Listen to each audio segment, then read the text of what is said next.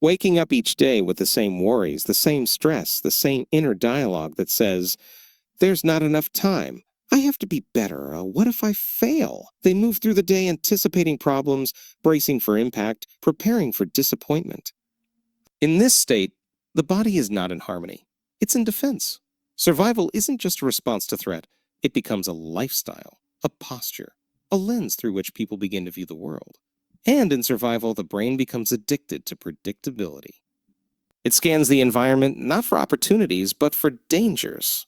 It becomes chemically tuned to the past, to what's gone wrong, what might go wrong, what needs to be controlled. Cortisol and adrenaline pump through the system like alarm bells. The heart races. The breath shortens. The focus narrows. This is the biology of stress. And while it was once useful for escaping danger, it becomes toxic when it becomes chronic. In this state, the creative centers of the brain shut down. A field of possibility collapses. Imagination dries up. And the future becomes just a recycled version of the past. In survival, we react. We overanalyze. We try to control.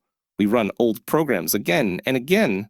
Not because we want to, but because they feel safe even when they're limiting. And here's the paradox. The longer we live in survival, the more we reinforce the very identity that keeps us stuck. But there is a state of being where you are no longer ruled by fear, lack, or urgency. A state where you are no longer trying to avoid the worst, but to create the best. This is the state of creation. Creation begins when we shift out of the past, out of the emotional signatures of guilt, anger, shame, or unworthiness, and into elevated emotions. Gratitude, inspiration, love, freedom. These are not just pleasant feelings. They are frequencies, signals to the field. They unlock dormant areas of the brain and body. They open doors that stress had slammed shut. In the state of creation, you no longer wake up anticipating what's wrong. You begin to expect what's possible. You no longer define yourself by the past. You start to remember your future. The body, once addicted to survival hormones, begins to recalibrate. The nervous system softens. The breath deepens, the heart opens. And now, instead of trying to fix what's broken, you begin to build what's new. This isn't wishful thinking. It's not blind optimism. It's biology meeting consciousness. It's the moment you stop reacting to life and start designing it, thought by thought, feeling by feeling, choice by choice. And what's powerful about creation is that it doesn't rely on what's already happened. It doesn't ask for proof. It doesn't wait for external validation. It's a movement from the inside out, a shift from old patterns to new possibilities. In creation, time becomes irrelevant. The moment becomes eternal. You're no longer trying to outrun the past. You're dancing with the future. You're not fixing yourself. You're expressing your highest self. You're not surviving the day. You're shaping reality. The present moment is more than a point in time.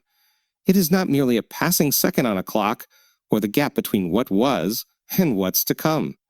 It is the access point, the doorway to all transformation.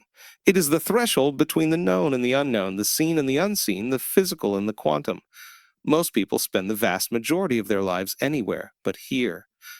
They are entangled in memories, moments etched in emotional residue, replaying conversations, reliving wounds, recycling stories, or they're projecting forward, imagining what might go wrong, constructing scenarios shaped by fear, trying to predict every variable as a way to feel in control.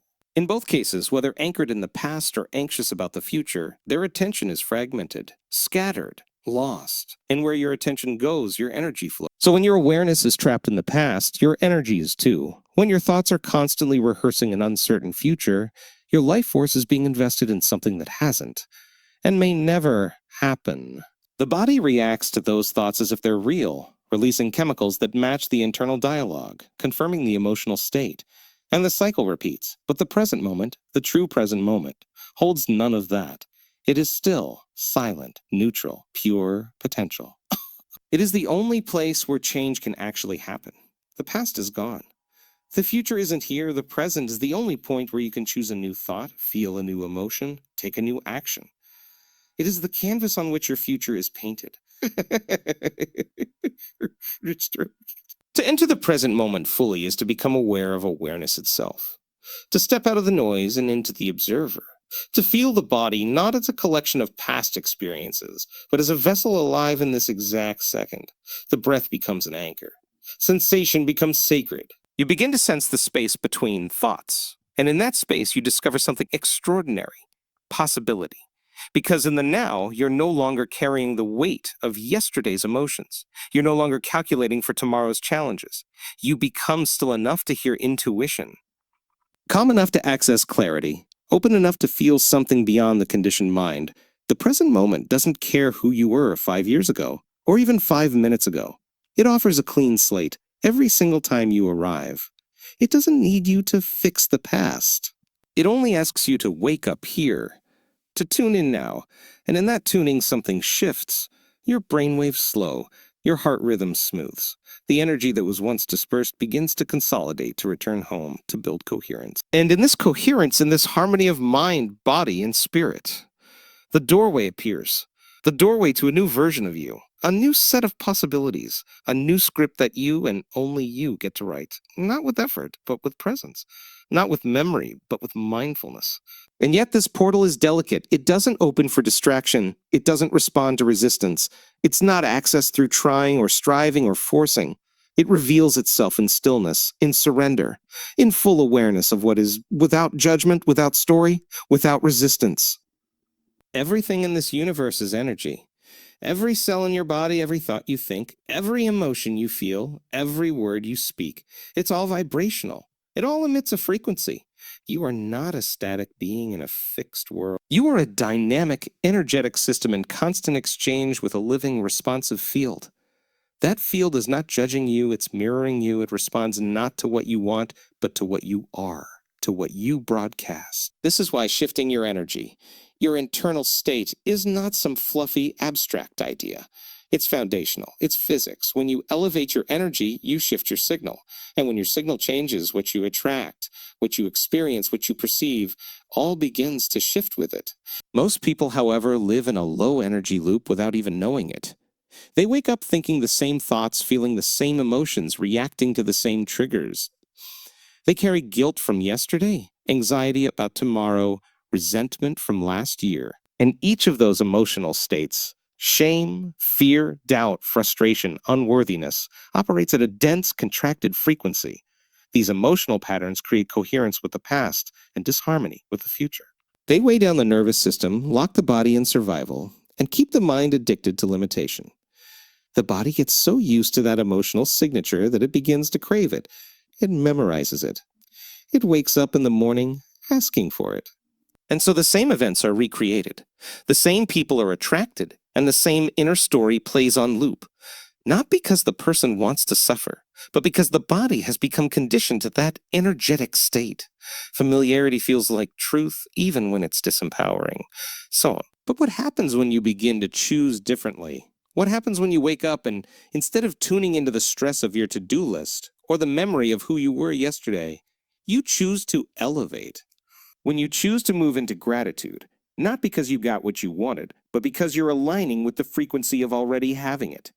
When you cultivate joy, not as a reaction, but as a decision. When you breathe deeply into your body and begin to create coherence between your heart and your brain, generating states like love, appreciation, empowerment, these elevated emotions are not just pleasant feelings. They're energetic upgrades. They are vibrational accelerators. They tune you into the version of reality that already contains the experiences you desire. They unlock dormant intelligence in your biology. They reorganize your hormonal chemistry, your immune response, your clarity of mind. They expand your electromagnetic field. And when that field expands, your influence grows. Not in a controlling way, but in an attractive, magnetic way. When your energy is elevated, you begin to see possibility where there used to be problems. You begin to recognize synchronicity where you once felt stuck. You begin to meet life from a state of creation rather than reaction. Your perception shifts, not because the outer world has changed, but because your internal state has raised its frequency high enough to perceive from a new altitude. And what's essential to understand is that your energetic state is not a side effect of your circumstances. It's a choice that precedes them. You don't need your environment to change for you to change your energy. You don't need validation or proof. The shift happens inside first. And when it does, reality follows. Because the world does not give you what you want. It reflects what you are, what you carry, what you embody. Everything that has ever been created, every building, every piece of music, every breakthrough, every movement, every invention, began first as an image in someone's mind. The unseen always precedes the seen. The energetic blueprint always comes before the physical form. Thought is the seed. Vision is the architect, and the imagination is not a childish escape. It is the birthplace of all reality. Your brain is a powerful simulator. When you visualize vividly and with emotional intensity, you are not merely daydreaming, you are rehearsing.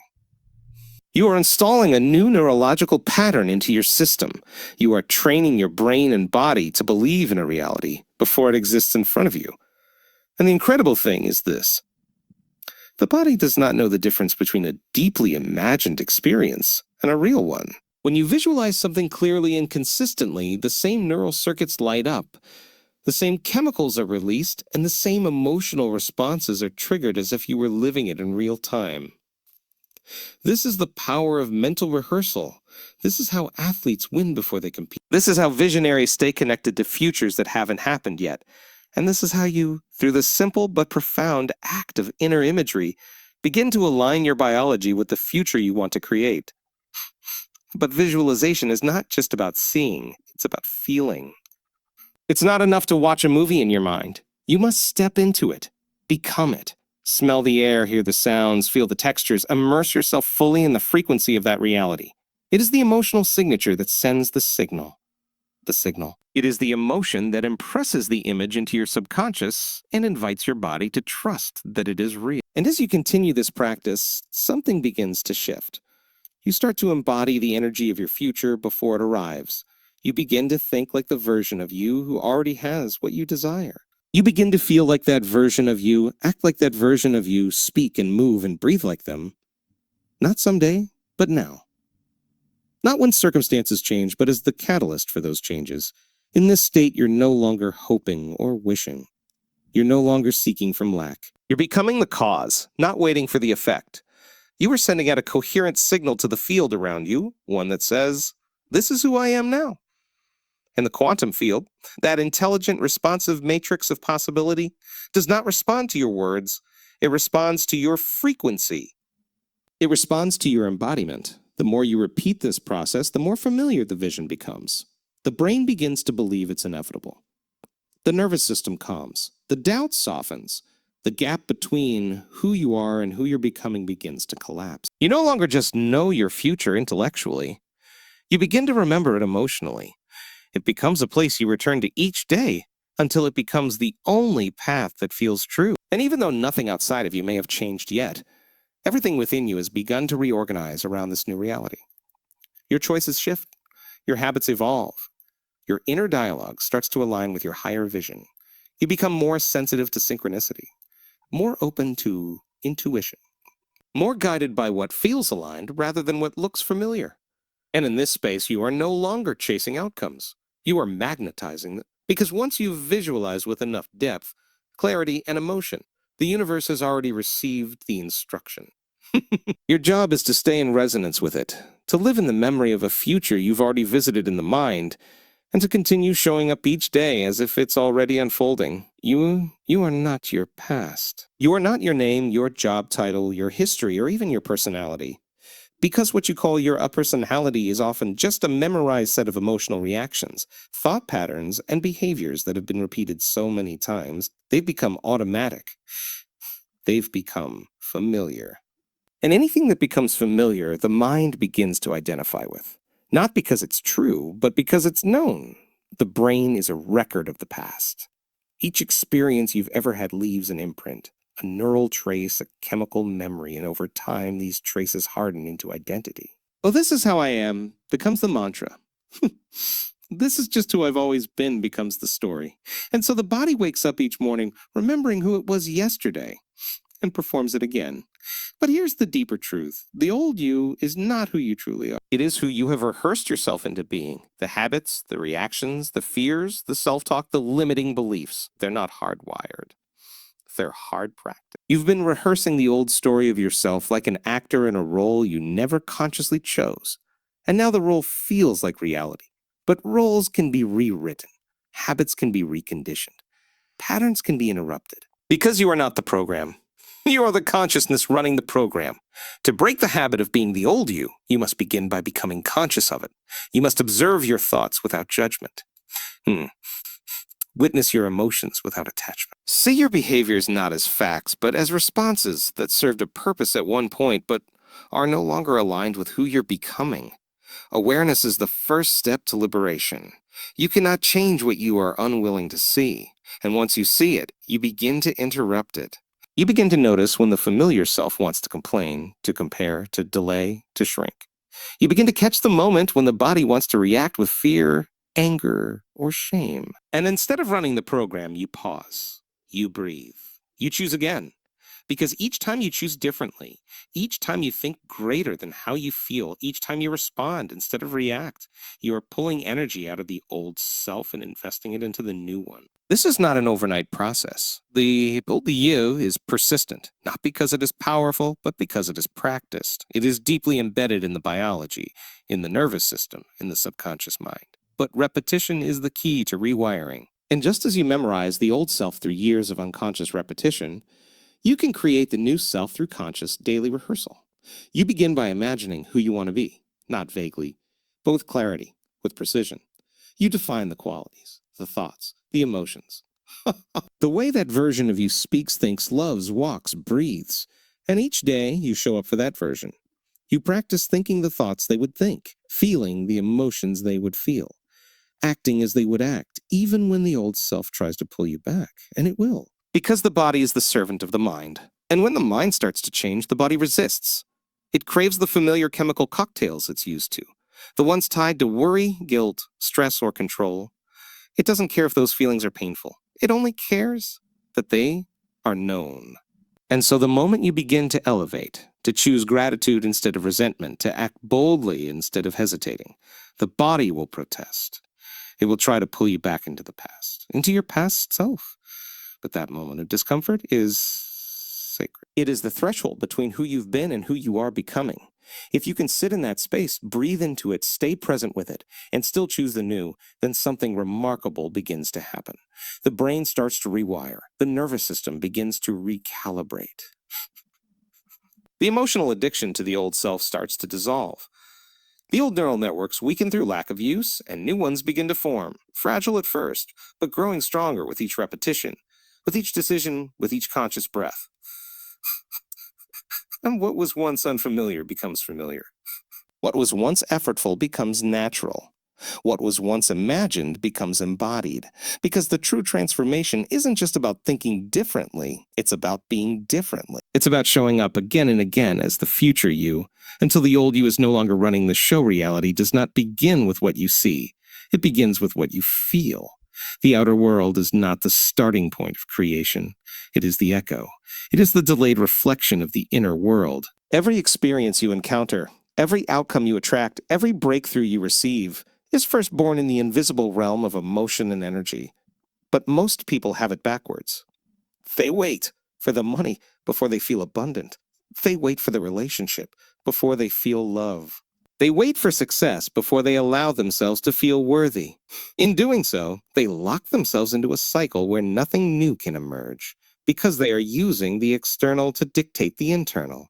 They are asking the mirror to change before they change their expression. But the mirror only reflects. To live as a powerful creator, you must reverse that cycle. You must become the cause, not the effect. And the cause is always emotional, always energetic. You must feel the future you desire before it appears. Not as wishful thinking, not as fantasy, but as a deliberate act of alignment. As a conscious choice to become vibrationally equal to the life you are calling in. Feeling is the magnet. Emotion is the instrument. When you generate elevated states, gratitude, joy, wholeness, freedom, not because of something outside of you, but from within you, you broadcast a new frequency into the quantum field. In the field, which is intelligent and responsive, begins to organize matter, people, situations, and possibilities to match that broadcast. But this takes trust. It takes practice. It takes a willingness to break free from the old emotional addictions that have kept your body loyal to your past. Because the body is always listening, it memorizes emotional states and plays them back automatically. If you've spent years rehearsing emotions like frustration, fear, or unworthiness, your body will continue to signal those states even when your mind wants something new. And so to feel it before you see it is to retrain the body. It is to teach the body what the future feels like now. You must begin to install the emotional blueprint of your vision into the present moment. What does abundance feel like in your chest? What does freedom feel like in your spine? What does success feel like in your breath? Can you summon those feelings? Not for an extended, sustained period, until your nervous system starts to believe that the future you desire is already real. Because when you begin to live from the feeling of your desired future, you collapse the gap between you and it. You are no longer projecting that reality into the distance. You are pulling it toward you by being it now. This is not about faking it. It's about energetically embodying it. Stepping into the memory of a future that hasn't happened yet, but already exists as a possibility in the field. And as you stay in that emotional state, as you return to it each day, anchoring it into your cells, breathing it into your body, the external world begins to bend, to not always dramatically at first, but subtly. People respond to you differently. Ideas come more easily. Opportunities begin to flow. You match the frequency of the outcome. And in doing so, you created a new signal, a new magnet, a new gravitational field that began to draw the unseen into the seen, the energetic into the tangible, the imagined into the material. Absolutely. Here's a powerful, grounded conclusion that ties together the entire speech. Staying in the same elevated, immersive tone and matching the style you've been building throughout, you have now journeyed through the inner architecture of transformation, from rewiring the mind to liberating the body, to expanding beyond the limits of the old self. You've been reminded that you are not here to live by default, but by design. That your thoughts are not passive, they are creative. That your emotions are not random, they are magnetic. That your identity is not fixed, it is chosen, shaped moment by the attention you give, the energy you embody, and the future you dare to feel before it arrives. This is the invitation. To stop living as a memory and start living as a vision. To stop surviving the old story and begin creating a new reality. You are not here to repeat the past. You are here to transcend it.